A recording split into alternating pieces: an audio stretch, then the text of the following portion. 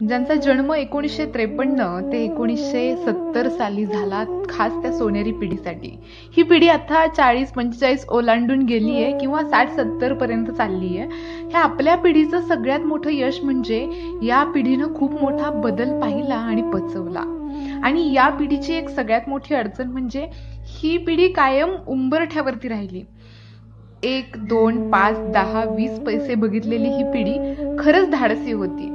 शाई, त्याच्यानंतर बोरू, pencil, pen पासून सुरुवात करून ही पिढी आता स्मार्टफोन, लॅपटॉप, पीसी उतारवयात सराईतपणे हाताळत आहे. ज्या पिढीच्या बालपणी सायकल सुद्धा एक चैन असलेली, पण आता उतारवयामध्ये स्कूटर, कार चालवणारी ही पिढी अवखळ तरी सुद्धा गंभीर असलेली, खूप भोगलेली आणि खूप दुःख सोसलेली पण पूर्ण संस्कारित पिढी. टेप रेकॉर्डर, पॉकेट, ट्रान्झिस्टर या पिढीसाठी खूप मोठी मिळकत होती. मार्कशीट आणि टीव्हीच्या येण्याने यांच्या बालपणाचा बळी कधीच घेतला नाही. सायकलचे टायर आणि इतर निरुपयोगी गोष्टी घेऊन लहानपणी गाडी खेळणं यात त्यांना कधीच कोणताच कमीपणा वाटला नाही.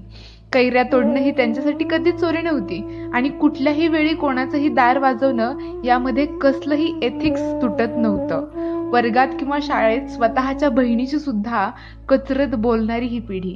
कुणाचेही बाबा शाळेत आले की मित्र कुठेही खेळत असो, 100च्या स्पीडनं जाऊन तुझे बाबा आलेत चल लवकर ही बातमी सांगणारी पिढी. गल्लीत कुणाच्याही घरी कसलाही कार्यक्रम असला तरी वाटेल ते काम न लाजता करणारी ही पिढी.